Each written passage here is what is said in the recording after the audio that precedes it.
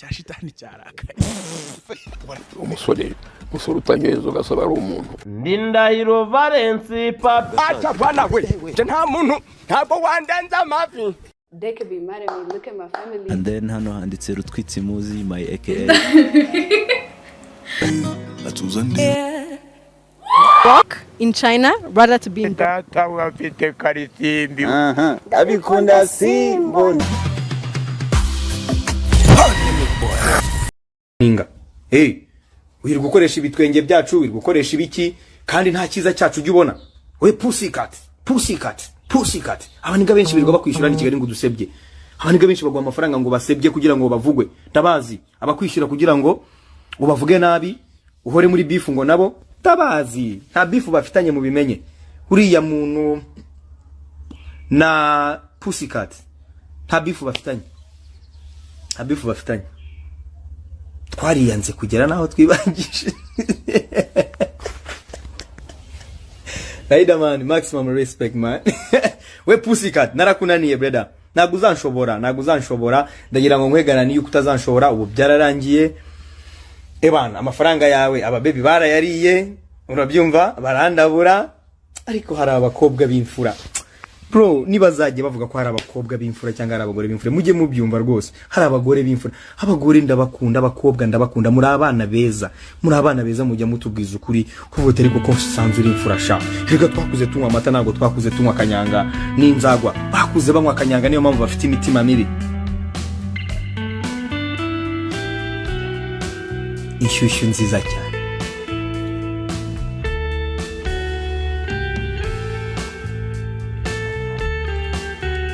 Bakuze bamwe inzagwa boka bangi.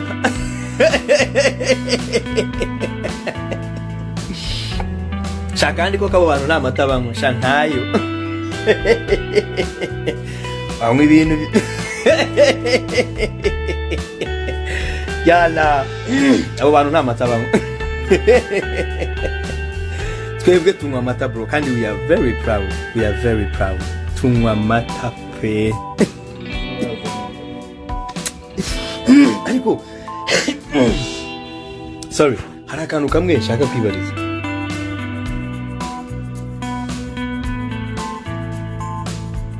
Akoreka tugasimbuka.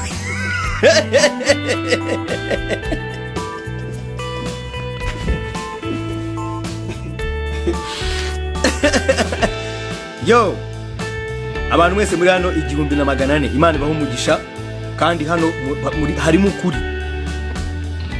ukuri kwinshi. Iyi live ndabizi internet barayishyiraho baragira gute. Nta muntu navuze izina hano, ngewe naje gutanga gasopo ku bajene bari mu kintu cyitwa showbiz. Nge ntabwo ndi muri showbiz, nta munyamakuru nijunditse, nta muhanzi nijunditse, nta n'umupromota nijunditse.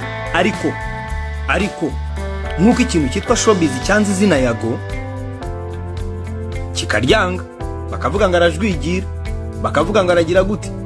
Ndagira ngo munarireke mwitangira kwitoratozwa ku tuntu twanyu ngo ninge wagiriye inama ibini ngo ninge mwabana mwe abo ngabo bose bita ngo new generation. Ibyanyu ndabizi mfite amakuru yanyu, murabizi ko mfite amakuru yanyu. Ntazagira umwana wongera gukinisha izina Yago. Ntabwo ndabona umuhanzi nka Tom Close amvugaho nabi cyangwa agira gute. Ntabwo ndabona umuhanzi nka Bulldog, ntabwo ndabona umuhanzi nka Riderman. Ariko ukajya kubona ukabona abantu wafashije wahaye ukuboko nibo barimo kugenda mu dukundi bavuga ngo mumufungishe. Uriya se ngo ntabwo biri bukunde. Ngiye gusoreza ku ijambo rya His Excellence. Ntabwo biri bukunde. Yaravuze ngo twavuye kure. Urabona aho tugeza? Twavuye kure. Ubuse urabona hari ibintu koko byakongera kudukanga. Ngiye ibintu naciyemo nta kintu na kimwe cyakongera kunkanga. Mwarakanze biranga. I am a one man stand. Ndi umujene umwe waje akora ibintu bye, abikora atabasabye, abikora kuko abikunda. Nanubwo nkora umuziki kugira ngo muntumire cyangwa ngo mumenge uko. No ngiye nkora umuziki kubera ko ngukunda. Nanubwo nkora umuziki kugira ngo mbone amafaranga none rekana n'abarabura. Utazagira ngo ndimo ndakompeta nawe, nta muntu ndimo gukompeta nawe. No ariko nanone mwabanyamuziki mwe mwimenyera izina ryanjye ko mwiboneye kuko murabizi ko mfite amakuru yanyu murabizi hari abo ngo baproducer birirwa bigira ngo n'abaproducer ngo bambere ngo mu gihugu ngo bagomba ngo gukora ngo amahiti ngo batakoze amahiti bakirirwa bigamba hirya iyo ngiyo bavuga ngo Yago nintongera kumukorera indirimbo ngo nta hit azabona. Like for real? Tuzongera gukorera Yago indirimbo nta hit azabona. Uraje ubibone ko hit tugiye kuyibona rero. Big energy team, get your youth. Get your youth. Tugiye kuyibona. Tugiye kubona indirimbo inaruta nizo ndirimbo zanyu zose zindi mwavuze, izo ngo mwakoze, kandi byose turabibona mu izina rya Yesu. Byose turabibona mu izina rya Yesu. Ibyo byose mwirirwa mwivugisha inyuma iyo ngiyo. Wagira ngo nimwe muyoboye umuziki. Mwirirwa gusohora indirimbo ryaje, niba muyoboye umuziki. Ko mwabafana mwe namwe barabafera. Abafana namwe sigaye ngiye kujya mbatekerezaho big time. Abafera namwe mukagendera mu kigare. Birirwa babeshya. Namwe mukabyemera, hanyuma babura icyo bakora bagahita bajya mu live ya Instagram, bagahita bajya ku ma YouTube, bagahita bashaka utuntu bitoratoza, bagatangira guteranya abantu, bagatangira kuzana ngama beef, bagatangira kuzana ngama trade, bagatangira. Ariko Diamond ari muri beef nande muri Tanzania. Diamond ubungubu ko ari we muhanzi navuga uyoboye East African music ku ruhando mpuzamahanga. Ubungubu Diamond last night yararingira ngo muri fashion week y'Ipari harimo n'abahanzi banini. None se Diamond afitanye beef nande muri Tanzania, Eddy Kenzo afitanye beef nande muri Uganda, Fari Ipupa afitanye beef nande muri Congo. Mwashyize hamwe mugakora umuziki mugatezanya imbere, ibyo biboro by'amatiku mukabivamo kweri. Ko ari nacyo kintu nge nifuza ubungubu, ko nifuza ko mushyira hamwe, kwigiye kigeze ko abanyarwanda basigaye bumvwa hanze, kwigiye kize mwashyize hamwe tugashyira hamwe natwe tugakubita amahanga umuziki, tukava mu biboro by'amagambo, tukava mu biboro byo guteranya, tukava mu biboro byo kwirirwa mu matiku. None se ubu ntago twakora ibiganiro bitarimo beef kandi bikarebwa? None se ubu ntago twakora umuziki utarimo beef kandi ukarebwa? None se kuki twumva twategura amapranka cyangwa ama beef kugira ngo ibintu byacu birebwe? No. Uyu munsi mu mitwe y'abanyarwanda mumaze kubakamo urwango hagati y'umuntu witwa The Ben na Bruce Melody. Why? Kandi nabo babigizemo uruhare. Nabo babigiramo uruhare. Wongu harutegura ibitero, ndamuza harutegura ibitero akagenda akabitega mugenzi we. Yuge kugira ngo bamunanize. Nuko n'abatavuga ngo avugisha ukuri, avuge ngo wo bimeze gutya. Ngaho ngo murajya gushakisha papa w'umwana. Kamo ibintu turimo n'umwanda, ibi biboro turimo muri showbiz n'umwanda bro. Mureke dushyire hamwe man. Mureke dushyire hamwe ibyo byose murimo ngo by'amango by'udukundi ngo timi ni nta kintu bizatugezaho. Nta kintu bizatugezaho kabisa. Yego ndimo ndabarabura, niyo mpamvu yagiye kwifashiriza abana babikeneye abana. Yo mbonero no gutanga gasoko ku bantu birirwa banyandikira ubukomenti njya mbona muri Yago TV show ngo uzagarure ngo runaka ngo tangira ugarura abasitari bro.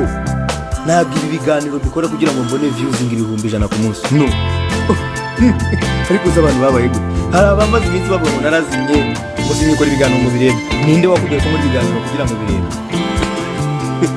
Ko muri biganiro yagifashiriza abantu, iyo views zije ndazishima ruko kuko bino bintu tuzabisiga. Iyo views zije ndabiserebura nkabishima, ariko nzanabisiga ibikoro by'ama YouTube nzabisiga. Ni nayo mpamvu nashobora kukubwira ngo ningiye mu YouTube wa mbere mu biki, wa mbere nakoze iki ntacyo. Buri muntu niki nawe wazukabona mu YouTube mwiza, wazukabona umuhanzi mwiza, mwirirwa muca abana intege ngo ntibaba aba YouTubers beza kubera ko ngo biki. Reka mbarabure kuri YouTube hari amafaranga muze YouTube ifite amafaranga ku bantu bakoze bakabona views, ku bantu bakreatinze bakajya hari amafaranga. Ni muze abajene muze mube inspired muze mujye kuri internet muri benshi mu producing content. Ngiye nkunda bari abana ndimo kubona muri no minsi bari kuri za TikTok, bari kuri Instagram, abana baba baby bibyinira. Ubundi nabo ni naho movement yimukiye. Tugiye kubahereza platform ya Yago TV show. Aba TikToker muze mugaragaza impano zanyu uzutubwira uburyo ufite ibihumbi 100 kuri TikTok uzubwira uburyo hari n'ubufaranga bikwinjiriza udufaranga twinjira tuve mu matiku dukore bro dukore ibyo by'amatiku urabona umaze amezi angaho udasohora umuziki ukumva we wajya mu matiku kugira ngo uvugwe no ukumva wakora prank kugira ngo uvugwe no ibyo bintu mubireke mukore imiziki myinshi mukora amakora bigiye cyacu kirageze igihe cy'abanyarwanda kirageze His Excellency yirirwa barabura ariko muri week uracyagiranisha ari hagati yanyu His Excellency kera turabuye bro Grammy Award Academy is coming muri 2026 urabura kujya gukompoza uri muri irirwa wibuta uririmbo muri studio tw'abandi reka mbabwira ikintu mutari muzi reka mbarabura ikintu mutari muzi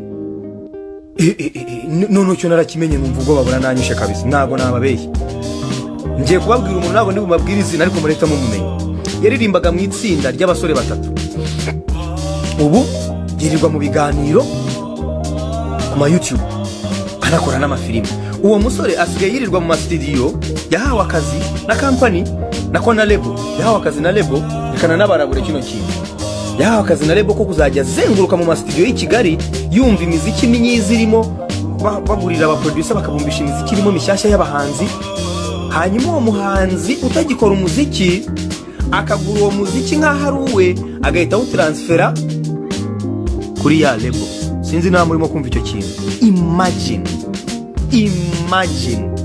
imagine kuba hari abana bafite imiziki myiza bari kodinze irimo kwibwa irimo gutwarwa man imagine abo bana barahari hano kuri no live bamwe barahari barabitswa hari indimo zabo zagiye zigenda zigahita zibiza abandi bakaziyitirira bakirirwa baziperforminga nta n'ikiri cyatano bashobora no kugura iki igihe kirageze ngo tuvuge dutange credits igihe kirageze ngo tubwire abana tubabwire ngo muvuye muvugisha ukuri muvuye muvuge iyicarubozo mukorerwa muri showbiz muveyo muze kuri Yago TV show turaba platform Rom ibaze kugira ngo umuntu ahabwe akazi ku kwezi arahembwa bamuhaye ngo ni imodoka ariko noneho mwumve bino bintu kuntu bikaze niyo mpamvu bamutabona abapeti nka ba Konfi kandi bazi kuririmba niyo mpamvu bamutabona abapeti nka ba Maloni kandi bazi kuririmba niyo mpamvu bamutabona abapeti nka Bandera abakivumbu ne kivumba baye umuntu munini man ubona baye umuntu munini ko kivumbu ari umuhanzi mwiza ubone nyine aratumbagiye yagiye ku rwego mpuzamahanga bikunde niyo mpamvu nyine mubona abahanzi bahora hano hamwe ba Ishkevin n'abahanzi beza ariko nyine ububona hari ahantu batarenga man kandi namwe murabibonere kubera iki se bikorwa n'iki biterwa n'iki abajya kwishyura amaradiyo ngo azimya abandi abajya kwishyura amateleviziyo